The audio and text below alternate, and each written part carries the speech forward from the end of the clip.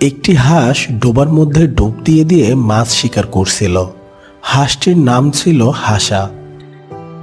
তাড়াতাড়ি হাসির জন্য মাছ শিকার করে বাড়ি যেতে হবে। জঙ্গলের যে অবস্থা, যে কোনো সময় হিংস্র পশু এসে আমার উপর আক্রমণ করতে পারে। হাঁসটি কিছু মাছ শিকার করে নিয়ে ভয়ে ভয়ে জঙ্গলের মধ্যে দিয়ে বাড়ির উদ্দেশ্যে যেতে থাকে।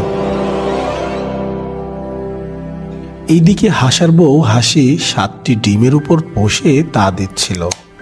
এমন সময় একটি ডিম ফুটে ছানা জন্ম নেয়। ঠিক তখনই হাসা মাছগুলো নিয়ে ঘরে চলে আসে। হাসাকে দেখে হাসি বলে, স্বামী, তোমাকে কেউ ঘরে আসতে দেখেনি তো? না বউ, আমি চুপি চুপি খুব সাবধানে ঘরে এসেছি, কেউ আমাকে দেখেনি। শোনো, পাশের জঙ্গলের হিংস্র জীবজন্তু যেন জানতে না পারে যে আমরা এখানে বাস করি।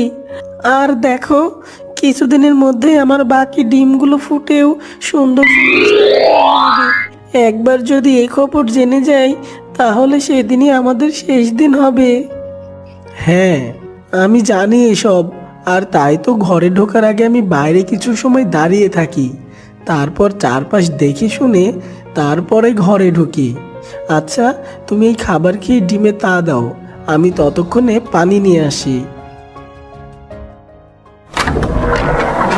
বলে হাসা তার মুখে একটি পানির বোতল নিয়ে ঘর থেকে বের হয়ে যায়। হাসা বের হতেই হাসি দরজা বন্ধ করে দেয়। এই জঙ্গলে অনেক হিংস্র জন্তু জানোয়ার থাকতো বলে হাসি সব সময় ঘরের মধ্যে দরজা বন্ধ করেই বসে থাকত। হিংস্র জীবজন্তুরা প্রতিদিন কোনো না কোনো নিরীহ প্রাণীকে শিকার করে খেত। দেখতে দেখতে এদিকে হাসির আরও একটি ডিম ফুটে ছানা বের হয়ে যায়।